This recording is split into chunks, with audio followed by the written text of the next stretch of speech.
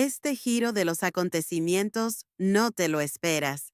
Mira hasta el final y descubrirás cómo terminó el destino de los protagonistas. Mis padres se habían ido apenas hacía unas horas, y la casa ya se sentía distinta.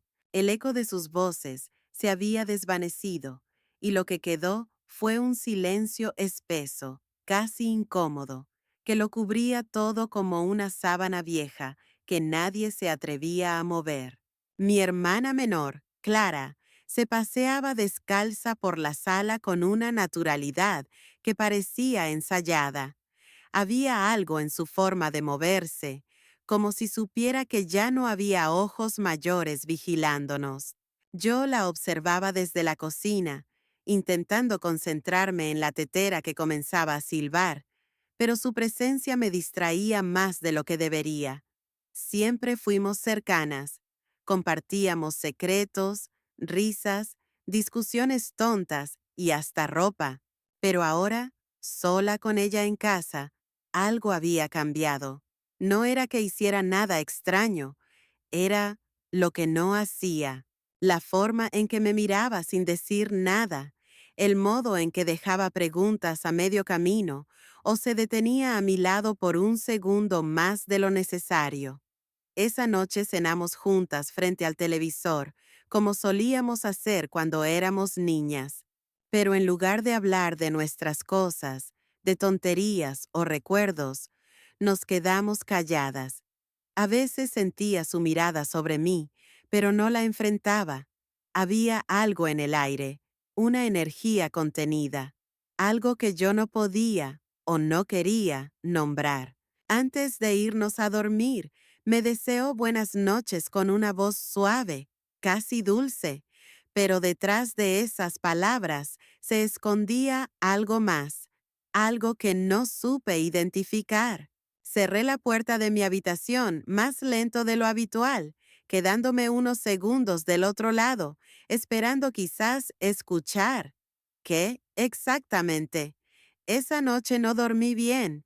El silencio en casa ya no era paz, era una advertencia. Algo se avecinaba, y no sabía si estaba lista para enfrentarlo. Antes de continuar, me gustaría invitarte a suscribirte al canal. Mañana habrá una nueva historia que no querrás perderte. Esta es solo el principio.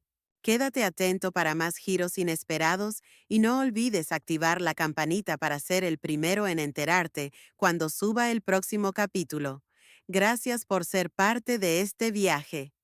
A la mañana siguiente, me desperté con el sonido leve de la ducha. La puerta del baño estaba entornada y el vapor se filtraba como una niebla espesa que flotaba por el pasillo.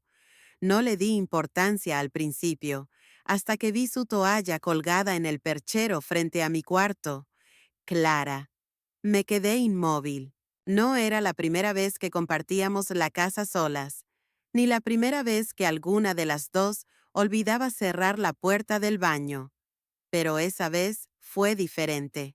No sé por qué lo sentí así.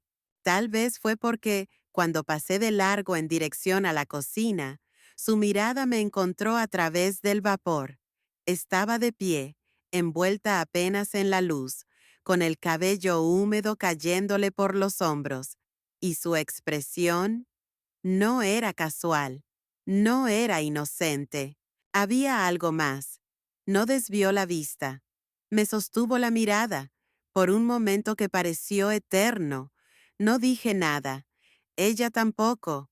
Pero esa mirada cambió algo. Lo rompió. Lo dejó sin nombre, pero presente, en el aire, entre nosotras. Me pasé el resto del día en automático. Lavé los platos, ordené un poco, respondí mensajes del trabajo, fingí normalidad. Pero su mirada se repetía en mi cabeza una y otra vez, como una fotografía que no se borra. Cuando la vi de nuevo por la tarde, estaba en la sala, leyendo un libro. Alzó la vista y me sonrió, tranquila, como si nada, como si la mañana no hubiera ocurrido, como si ese silencio entre nosotras fuera cómodo, pero para mí no lo era. Intenté preguntar algo trivial, romper la tensión con una broma. No funcionó. Sus respuestas eran cortas, medidas, y su sonrisa demasiado serena, casi como si ya supiera algo que yo no sabía. Esa noche no pude mirarla a los ojos. Algo estaba creciendo entre nosotras, algo que me daba miedo nombrar. Y lo peor era que yo no sabía si quería detenerlo. 3 días después, descubrí lo que nunca quise imaginar. Era una tarde gris. Clara había salido a dar un paseo y yo, sin intención alguna de espiar, simplemente me topé con su bolso abierto en el sofá. Algo brillaba entre sus cosas. Mi anillo, no uno cualquiera. Era el anillo que mi esposo me había regalado en nuestro 5º aniversario, con una piedra discreta pero única. Había desaparecido hace semanas. Pensé que lo había perdido. Nunca imaginé verlo allí, entre sus pertenencias. Lo tomé con cuidado, como si fuera una pieza delicada que pudiera romperse con solo mirarla. Mi corazón golpeaba tan fuerte que pensé que Clara lo oiría al regresar. Me senté, esperando, respirando de forma pesada, temiendo la verdad que estaba a punto de confirmar sin palabras. Cuando ella volvió, la casa se volvió más pequeña. Todo se sintió más cercano, más frío. ¿Has visto esto?, le pregunté, mostrando el anillo. No respondió enseguida. Solo se quedó mirándolo, como si no esperara que yo lo tuviera en la mano. Luego bajó la mirada, un segundo de silencio y después una frase suave, sin rastro de vergüenza. Él me lo dio. Mi mundo se desmoronó en ese momento. No le grité, no lloré, ni siquiera me levanté.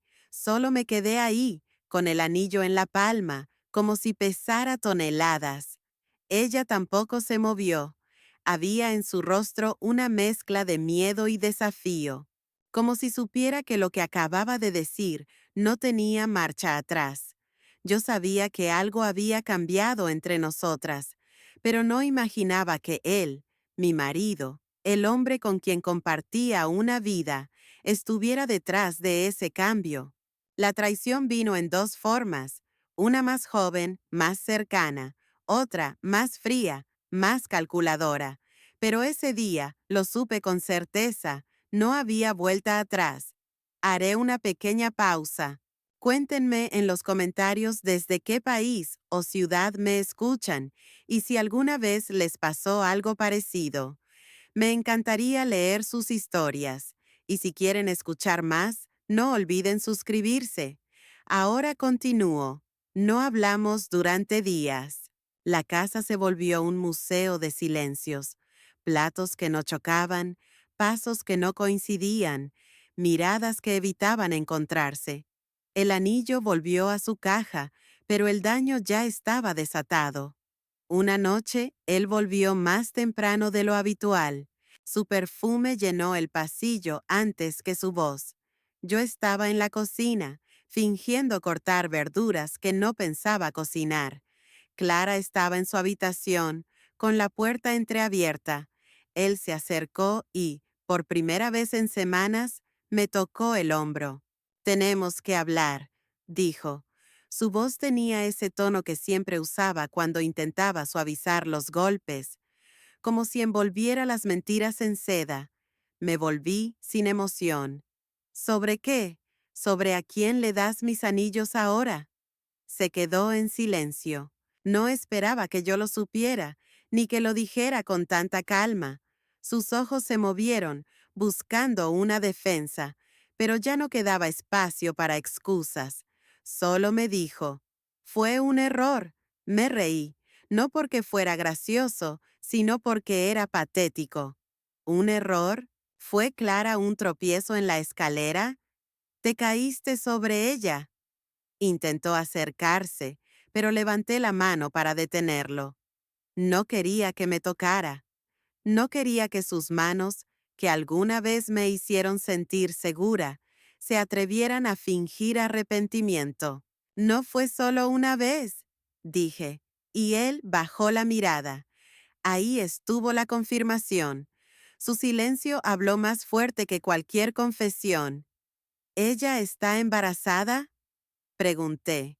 La pregunta me salió antes de poder frenarla. Él levantó la vista, pálido. No lo sé. Esa respuesta me destruyó más que cualquier otra. No era solo la traición física, era la destrucción completa de la confianza, del respeto, de nuestra historia. Esa noche no dormí. Solo escuchaba sus pasos de un lado a otro y los míos, dentro de mi cabeza, caminando hacia una decisión que aún no había pronunciado. Pero dentro de mí algo empezaba a despertar, una fuerza silenciosa, una certeza. No iba a quedarme donde no era valorada. Me desperté antes que el sol. El silencio aún cubría la casa, como si intentara esconder la vergüenza que vivía entre sus paredes. Caminé hasta el armario, saqué la maleta que no usaba desde nuestro viaje a la costa y comencé a empacar. No era una huida, era una liberación. Cada prenda que doblaba era una pequeña despedida de lo que fui, de lo que creí, de lo que él destruyó con su silencio y su cobardía. No lloré. Ya no quedaban lágrimas, solo un nudo firme en la garganta y una paz extraña que no reconocía. Cuando bajé las escaleras con la maleta, lo encontré dormido en el sofá. Su rostro se veía más joven, casi inocente, pero sabía que esa imagen era solo una ilusión.